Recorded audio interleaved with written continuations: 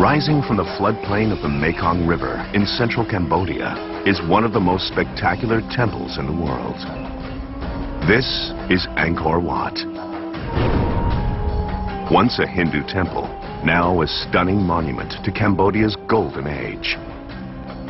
Angkor means city, and Wat is a temple or pagoda.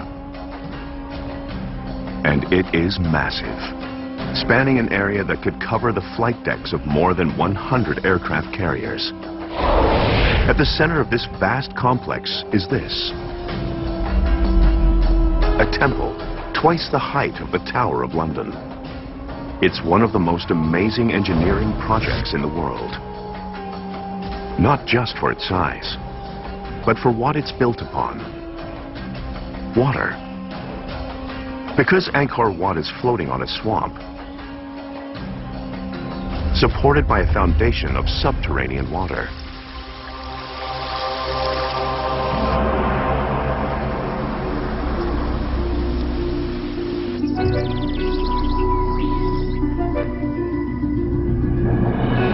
Mysterious and captivating, its enormous scale and beautiful carvings are the brainchild of an autocratic king. His name is Suryavarman II, Shield of the Sun. Suryavarman is in his prime. Archaeologist Charles Hyam believes that Suryavarman was more than just a man. He's a muscular, powerful military leader, but he's also a demigod. Everyone around him is on their knees. Yet, despite his supreme power, what motivates him to build Angkor Wat might be his own insecurity. And the reason for this insecurity may lie in the way Suryavarman seized his kingdom.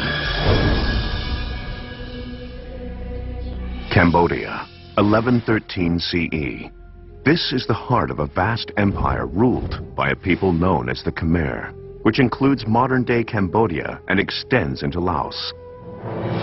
Suryavarman is not yet king of this empire.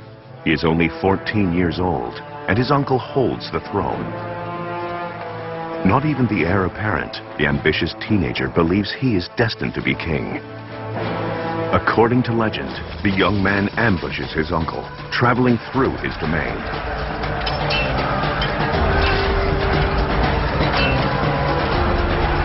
As the fight continues, the youngster breaks away and leaps onto the old king's elephant and kills him.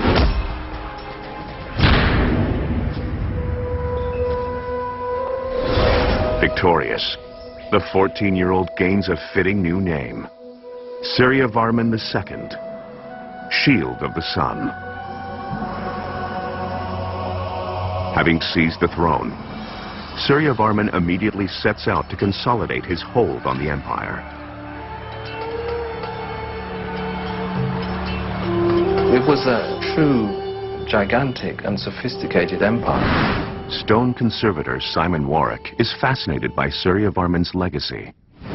Perhaps on a level of the Roman Empire, though it hasn't been studied as much, but it was gigantic.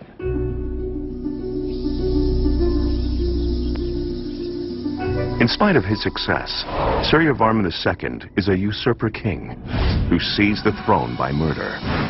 If he does not want to get overthrown by enemies opposed to his rule, he must establish his position as a god-king in the eyes of his people.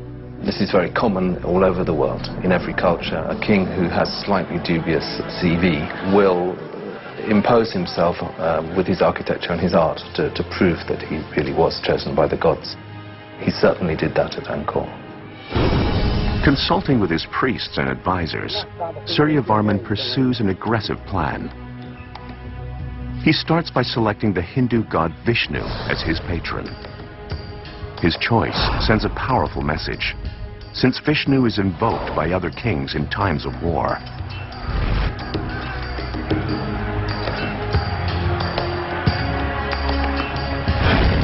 To honor his divine protector, Suryavarman will construct an elaborate religious complex. This would not be built of wood like any normal Khmer building, because wood, like man, perishes.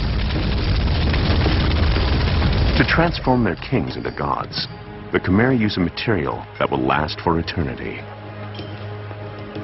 They build their temples in stone. Building temples is one way that Khmer kings can demonstrate their power. And they will build more than 700.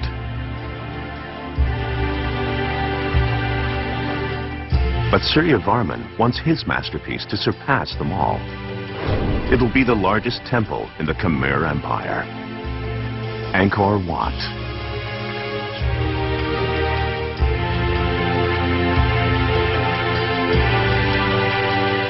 As befits his ambition, Suryavarman's plan is godlike in scale.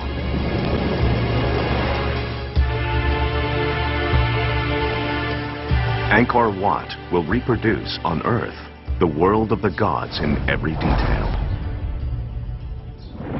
The Hindu conception of heaven was Mount Meru, and Mount Meru occupied a mythical place somewhere north of the Himalayas. And there were 5 mountain peaks where the gods lived. Here you had to reconstruct that. So, at the center is an enormous temple mound, topped by 5 towers soaring 65 meters above the floodplain. This is known as the Temple Mountain. The Temple Mountain was clearly a place of worship, but it may also have had another, equally sacred purpose. The building presents conflicting clues. It is dedicated to the Hindu god Vishnu, yet it features Suryavarman II's posthumous name, Parama Vishnu Loka. It faces due west, the compass point associated with Vishnu, but also the direction of death. When the king became king, the first thing in mind that he had was when he died he had to go to heaven. And so here they had to reconstruct, literally, heaven on earth. And there was already a massive project. He had a large army of architects, he had his priests, he had his soothsayers, he had everybody organized from the word go to build this massive complex, so that on death he went straight to heaven. Hayam believes that Suryavarman planned this complex as his gateway to the afterlife. Like the pyramids in Egypt, the temple should be completed before the god-king dies. If not, he might not join the gods in heaven. This was unthinkable. But just clearing the site amid the steamy rainforest is the first challenge. Because the area it covers is huge, some 500 acres. It's hard to get your head around how big 500 acres is. For engineer Ed McCann, the scale of this place is staggering. 500 acres is about the size of 250, 300 football pitches. It's not just the size of the site that is daunting. The construction hurdles are equally formidable. And this will be covered with trees that are from this sort of size to, meters in diameter of hard tropical wood. They've got a few machetes and maybe an axe or two, and they've got to chop their way through this in the middle of steaming heat and bugs and beasties everywhere, and this would have been a mammoth task, an absolutely mammoth task to clear this area. Like most of Cambodia, Angkor sits on a flat, waterlogged plain. But it is the capital of the Khmer Empire, and to boost his prestige, Suryavarman needs to build here. So his men must erect millions of blocks of stone in the middle of a flat flood plain where there is no quarry. And he must do it in a monsoon-plagued swampland, which will somehow support his megastructure for nearly 1,000 years.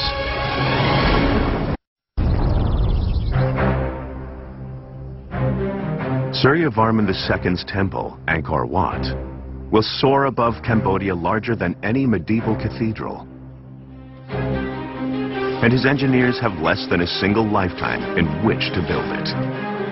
I'm a stonemason by trade, and I still haven't really worked out how they did it. That temple was built in probably about 35 years. Now, the only cathedral in England, for instance, that was built in such a short time is Salisbury. Most cathedrals took up to 200, 300 years, and they're considerably smaller than Angkor Wat. Because the temple is sacred, it has to be built on pure soil. This meant that the dirt was to be excavated down several meters. It is backfilled with thick layers of sand and topped with stones. A final layer of sand is added to level the surface. But all this will be for naught unless they can secure the favor of the gods who will reside in the temple. So, before they start building, they select an auspicious day in the calendar. Priests call out to the gods for their blessings. They dip cords in colored powder. With these, they lay down mandalas. The mandala patterns represent heaven, symbolically binding the gods to the site and ensuring their blessings on the temple. At the core of the temple are these offerings. The white sapphire represents the moon, while the gold leaf signifies the sun. The two elements are buried. Over this location, Suryavarman's engineers will build a shaft leading through the burial chamber to the sacred central chamber above. And the temple mountain is built around this shaft. Created from terraces stacked on top of one another, like three giant sandboxes, the temple mountain is a massive project. With the second and third levels twice as high as the first. On the very top are 5 peaks, which represent sacred Mount Meru and its companion mountains. The structure will weigh thousands of tons. Suryavarman plans to build this complex in the heart of the city of Angkor.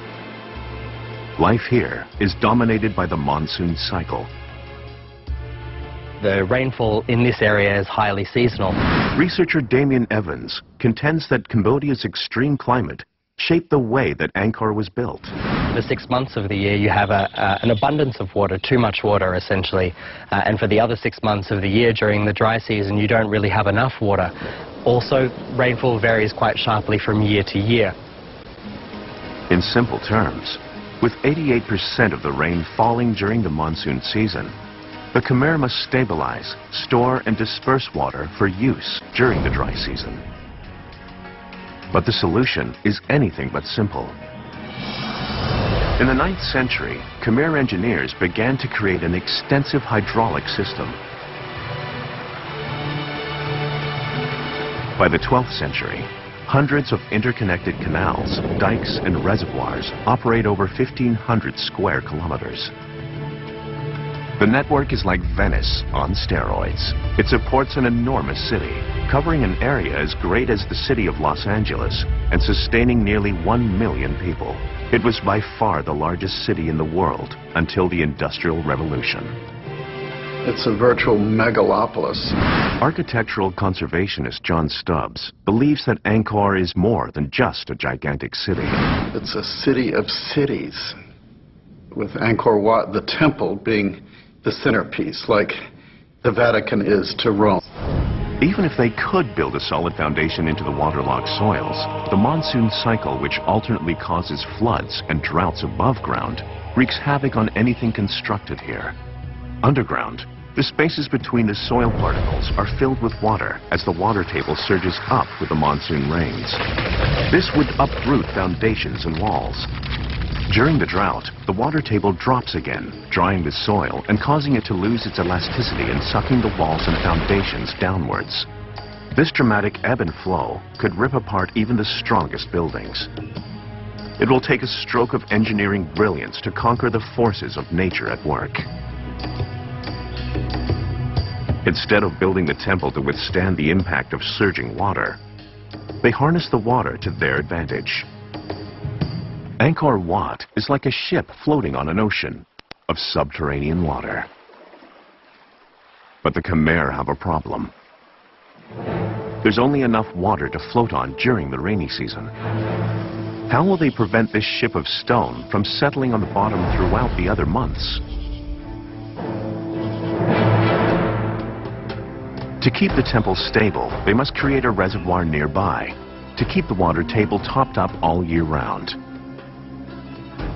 The secret mechanism that protects the temple lies in one of its most visible features. The moat surrounding Angkor Wat is gigantic.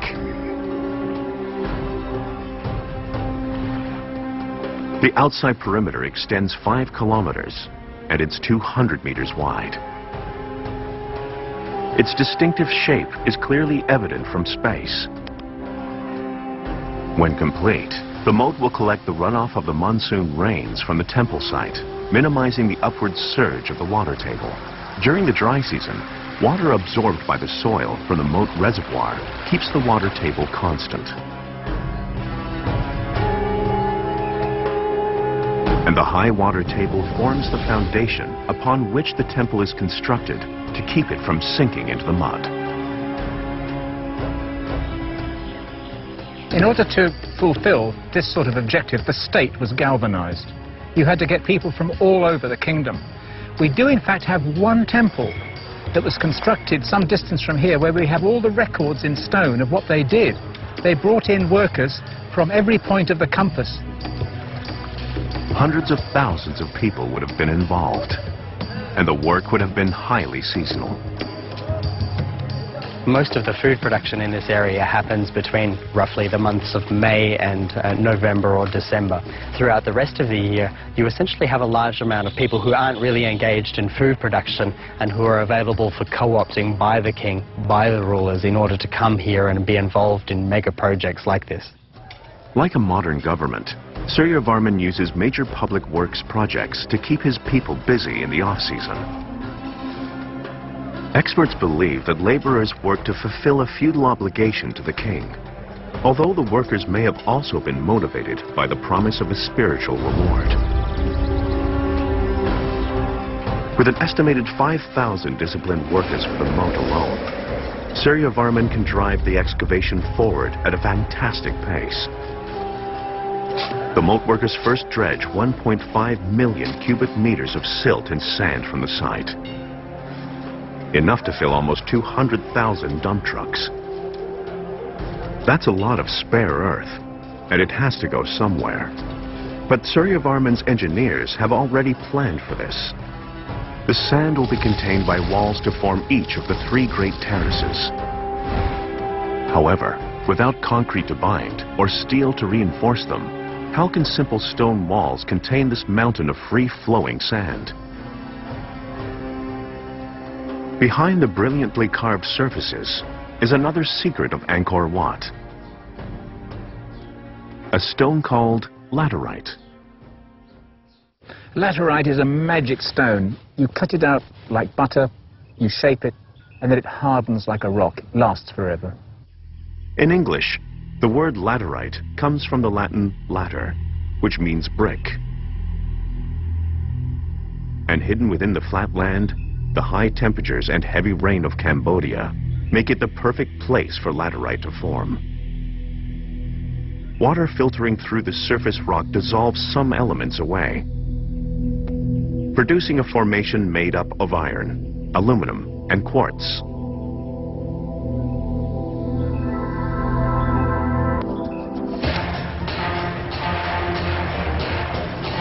Suryavarman's laborers work quickly, cutting blocks to make a rough fit because laterite is easiest to work when damp.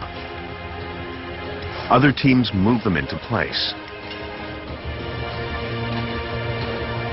And slowly, the sacred structure, defined by Suryavarman's priest architects, starts to take shape.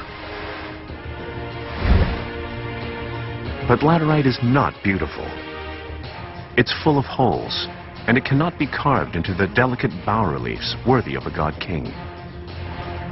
For the surface of Angkor Wat, Suryavarman needs a regal stone. Something that will shimmer in the sunlight, reflecting off his temple's lintels and portals, its stairs and towers, and sculpted facades. When they are finished, the laterite will be completely encased in sandstone. Simon Warwick sees an Indian influence in this approach. Following from India, where they would find these giant rocks and carve them into temples, not having this situation in Cambodia, it's possible that they seem to create their own monolith by building it first out of rough blocks and then carving it later. So in a way, you're not looking at a dynamic building like a cathedral, but a gigantic sculpture. To find the tons of sandstone needed to complete Angkor Wat, Suryavarman's engineers will travel far to the north to a holy landscape where the Khmer Empire began, the Kulin Hills. Kulin's great cliffs are the source of the rivers, among them the Siam Reap that fertilize the expansive Angkor Plain. They are home to the earliest Khmer temples. To honor this sacred place, Khmer artists have carved phallic symbols known as linga in the riverbanks. These icons bless the water, imbuing it with power and strength as it makes its way to Suryavarman's kingdom far below. The journey is at least 30 kilometers.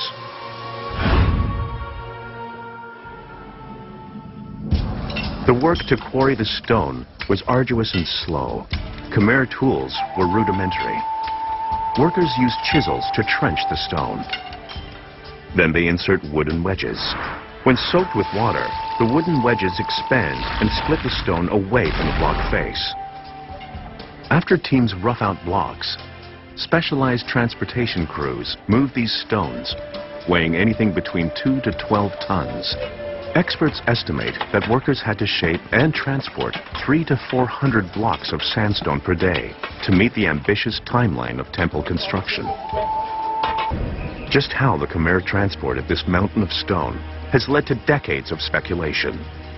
But some evidence is carved into the stone itself. In this bas-relief, we can see the Khmer using floating bridges and rafts to carry people and animals across water. The circles represent bamboo poles lashed together in a crude bridge, bobbing above the river teeming with fish and supporting the weight of an entire army on the move. It seems likely that the crews would have loaded the stones onto some sort of barge or raft, which was floated into one of the many channels leading to the temple site. Once on the canal system, the barge is towed by animal traction, possibly elephants or water buffalo. If, during the dry season, water levels in the canals are too low, the Khmer might block the arches of the road's bridges to create a lock, providing steady passage for the convoy of stones. At the Angkor Wat site, workers swarm all over, unloading and stockpiling the sandstone blocks. It's also important to remember that this is a huge feat of logistics and supply as well. If you were to be standing here 800 or 900 years ago watching this thing being put together, what you would see is just vast armies of people, elephants, cables, gurneys for placing stones into place, an elaborate system of bamboo and ropes in order to move everything into place and get it into the right spot. The workers hurry to create temple walls from stone blocks, but they now face a new challenge, moving the stone around the site. And the moat once again proves its usefulness. Now it functions as a port. By floating the blocks around the moat, materials can be delivered directly to any side of the site. One of the most commonly asked questions at Angkor is, what are these holes for in the stone? And the answer is, they're probably designed so that you could put in a large stake of wood and then moisten it with water so that the wood would then swell up. And then it's easier on each side of the stone to attach ropes. The pegs provide handles for workers to manipulate the stones by hand and ropes. Some experts suggest that workers made extensive use of scaffolding and a primitive block and tackle system, which would have allowed them to lift stones into position. Elephants were also used on the job site to move stones around and provide the brute force to lift the great blocks into position. The combination of great height and enormous stones must have made for a very dangerous workplace. We don't know how many people died, how many people fell off. We don't know the mortality rate. What we do know, though, is that they were building heaven. They were building heaven on earth. And they had all the motivation needed to do that. Suryavarman's objective to build heaven on earth meant that every detail of the construction had to be perfect. The precision with which these enormous blocks of stone are assembled is truly awe-inspiring. The precision is actually perfect, especially in Angkor Wat. By that I mean that the contact between the lower block and the upper block and the block beside it is what we call a razor joint. It's in perfect contact for the entire surface area of the block. Experts today believe that the Khmer builders achieved such a close fit between these huge blocks using a technique known as abrasion. Sandstone has a naturally rough surface, and when one stone is rubbed against another, possibly with water in between, the two surfaces will grind each other smooth. Amazingly, these stones are kept in place by nothing more than stone-on-stone friction seamlessly, securely, and without any mortar or cement. To the Khmer, this was particularly important because mortar would have only interfered with the perfect contact joint required for carving. If it's a perfect joint, it acts like a monolith, like a single piece of stone, and you can carve across that joint. And nowhere are these perfect joints more evident than in the enormous bas-reliefs. Here, for the first time, we see a king of Angkor. His name is Suryavarman II, the Sun King, and he reigned over a huge empire with great power and great charisma. Experts estimate that the carving occupied nearly 1/2 of the 35 years that Angkor Wat took to build. 2 or 3 levels of talent went into carving the stone, which involved the highest levels of artisans who were very prized possessions in ancient cultures like this. After master artists stencil out the design, junior carvers follow behind, tracing out the pattern.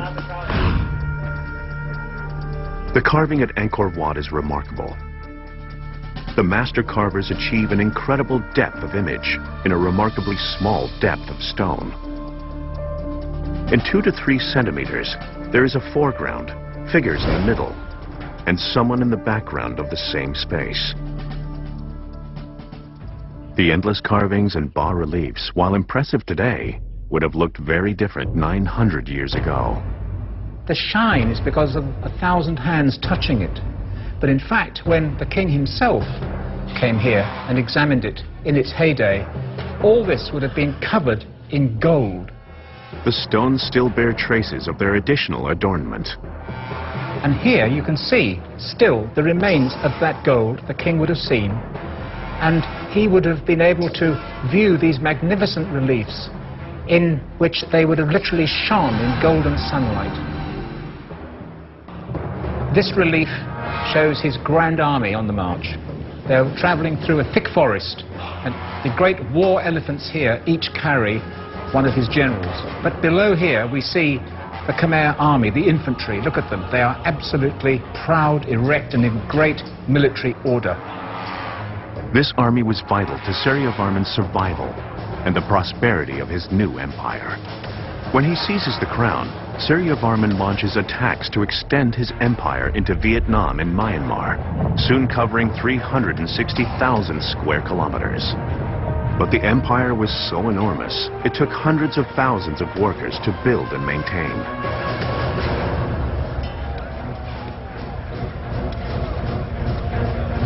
How would Suryavarman feed them all? The answer can be found about 20 kilometers south of Angkor Wat, in the Tonle Sap Lake. The lake is connected by the Tonle Sap River to the Mekong.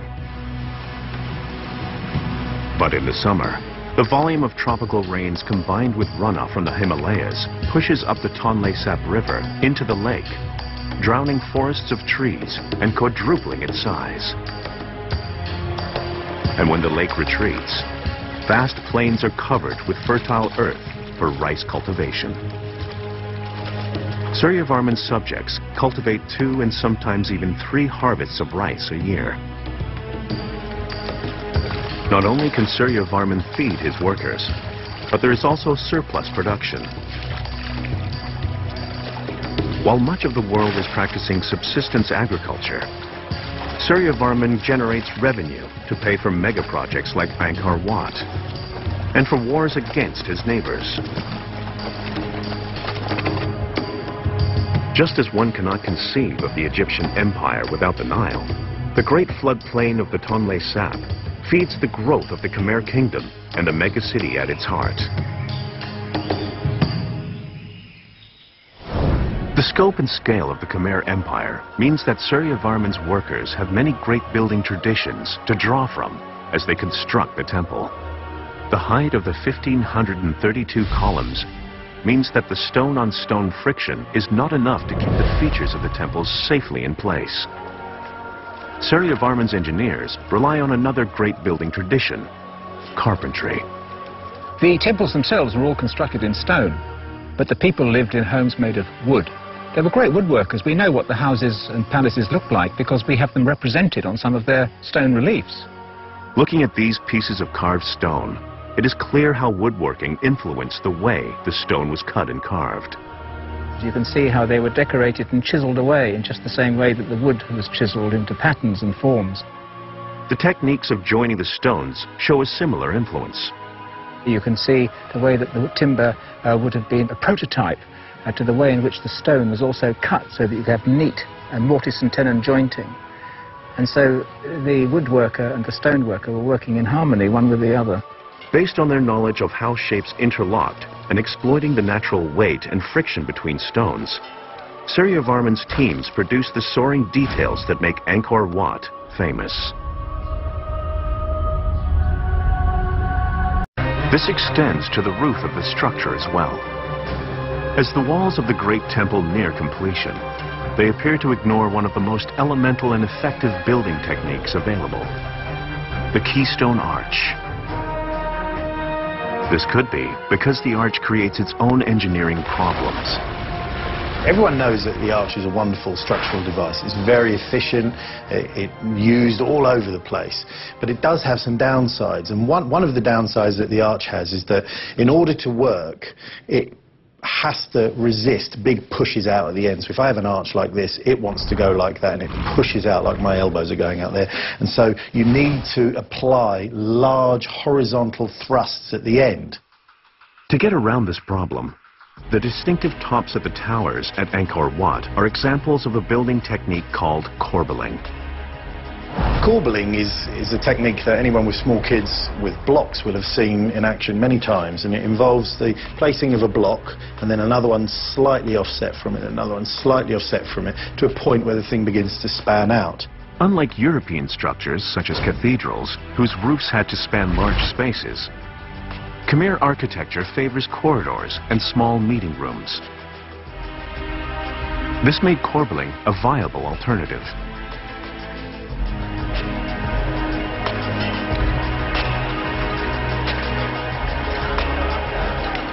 It's sometimes dangerous, and mistakes have been made by architects who come from Europe and look at it and go, what do you mean there's no radiating joint in an arch? The joints are flat. That's mad. That's not structurally, that isn't in my engineering manual. It doesn't work. Wait a minute, we've got the biggest stone temple in the world. Nobody else has built anything bigger. It must work. So by playing to the specific needs of their temple, the Khmer constructed countless corbelled structures, creating their own distinctive architectural style.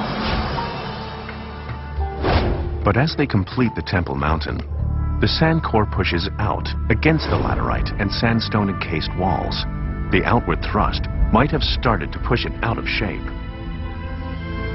The Khmer would have to implement a solution, or else the entire structure will crumble into a heap of sand and stone blocks.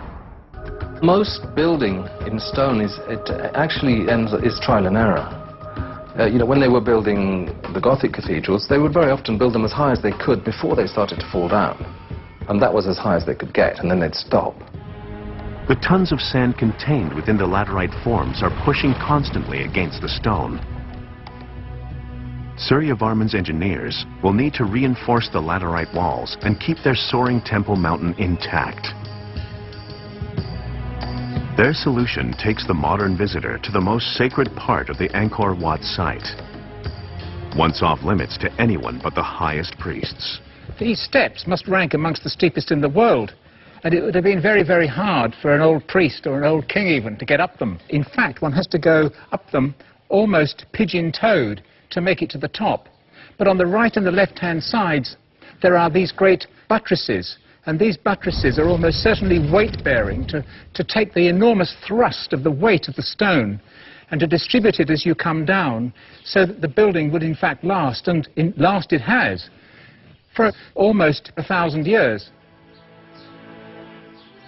At almost exactly the same time that the French architects of Chartres used their flying buttresses, Khmer engineers adopt a similar principle.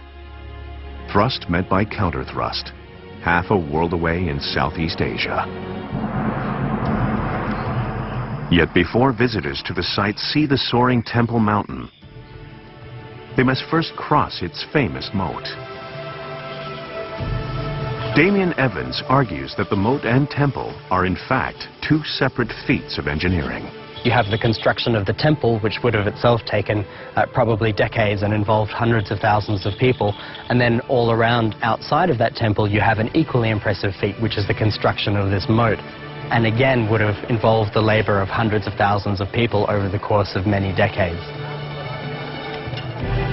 Now that the moat has been completed, like the temple walls, it will be lined with sandstone.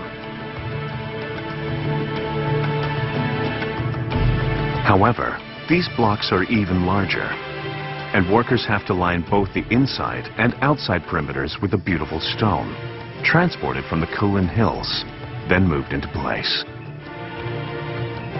So you can imagine the amount of effort and energy that would have been involved in bringing these enormous stones down from such a distance down to the edge of this moat. It really is truly one of the most amazing engineering feats in human history. From the moat to the roof, the Khmer used sandstone everywhere. The famous corbelling now visible on the insides of the temple is topped on the outside by these interlocking roof stones. Modern-day restoration work reveals how the Khmer tailored their roofing techniques to the monsoon climate, where water posed an ongoing threat to the structure's survival. Now let's have a look. Previous attempts to renovate show the dangers of applying Western methods of construction to such a resolutely Eastern building. Back in the 1980s, after a major restoration to the temple, the roof stones were re-erected and then sealed together with cement to keep the rains out. Unfortunately, that solution caused the corrosive chemicals in the cement to bleed into the temple, threatening some of its famous bas-reliefs. The most important of which is the great tableau, known as the churning of the Sea of Milk.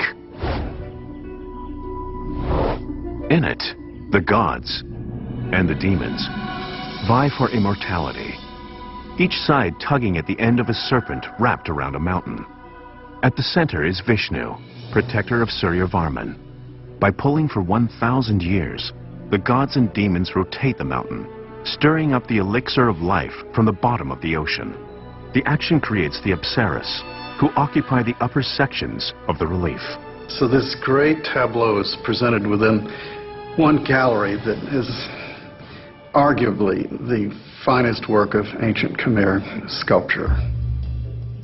The problem is that the roof system over this precious bas-relief leaks, carrying with it damaging salts and water and lichen, biological growth and the like. A more holistic approach now studies how the original roof stones were designed to function. Conservationist Long Neri describes the internal drainage system built within the roof to whisk water away from the structure. If the water still infiltrate from the joint, open joint anyhow, the water will not run directly into the inside structure, but it will run through this small channel out from the building. The cement filled the narrow channels, and cracks formed, causing leaks. They had a major problem on their hands.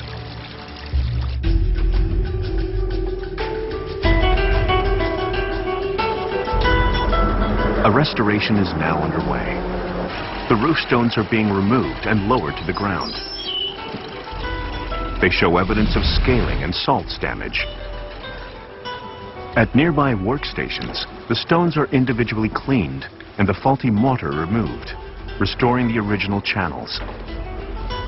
Repairs are made and the stone itself sealed to protect it from the elements. Eventually, the stones will be lifted back into place. A fitting legacy to the brilliance of Khmer building techniques, which has lasted for centuries. For almost 900 years, thousands of stones that make up the great temple of Angkor Wat have remained in perfect alignment, protecting the integrity of its bas-reliefs and other carvings. These carvings are intended to provide Surya Varman with an entourage in the afterlife. But Surya Varman is growing old. Will he live long enough to see his grand vision complete? If he does not, he will lose his chance at heaven.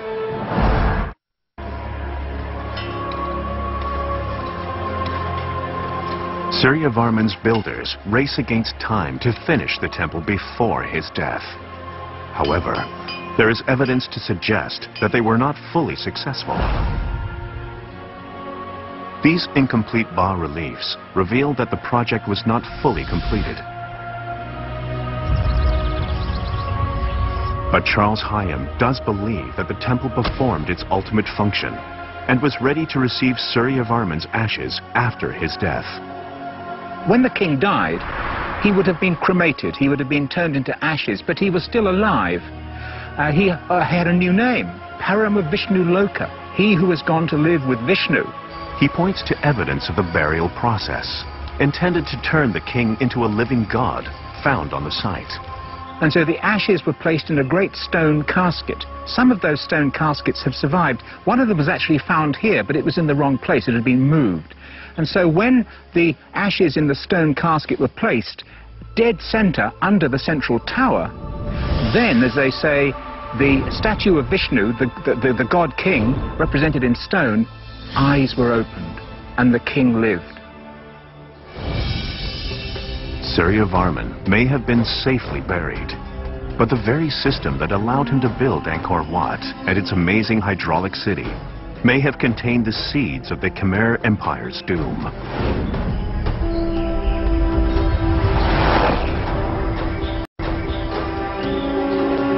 Angkor's vaunted water systems, its canals and reservoirs and irrigation channels, grew more complex to support the sprawling megacity. Huge tracts of land had been clear-cut for temples, homes, and farming, allowing silt to build up on the canals and reservoirs during the rainy season. With a growing populace and deforestation stretching the jungle's resources, massive engineering suddenly gave way to over-engineering. As we see the system becoming more and more complex, we start to see evidence of adaptations, people trying to patch things up, the system becoming more and more complex and unworkable. Overwhelmed by such a high-maintenance water system, food production and transportation may have gradually started to fail. The Khmer's brilliantly constructed system reached a breaking point. My own theory is that, like so many other civilizations, it got to be so wealthy and so grand and so complicated that it became irresistible as a target for others. And eventually, through these ripe conditions, kings and rulers came along that just couldn't hold it all together. And after successive attempts, perhaps, by neighboring cultures, eventually it was taken over. In 1431, the city of Angkor was sacked by Thai invaders, and the Khmer king abandoned the site the next year. The jungle and swamp reclaimed its wooden homes and palaces, its sophisticated waterways clogged with silt and weeds. The city was lost, but the temple has stood the test of time, even though during the 15th century it was converted to a Buddhist shrine. Angkor Wat was never abandoned, and perhaps because of its extraordinary presence, its size, its grandeur, it naturally attracted people to use it. And that use changed over the years, but there were always people in it, they were always praying, they were always using it. Having built a celestial home for their king in his afterlife, the work of Suryavarman's engineers continues to create awe.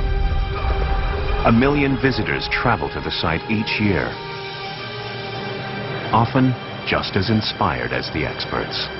Every time I come back to Angkor, I feel an even greater sense of awe and amazement at the conception, at the scale, at the marvelous architecture, at the remarkable reliefs that surround it, and of course, like a great gnarled old tooth, that central tower there looks out serenely over the jungle around us. It is just absolutely amazing.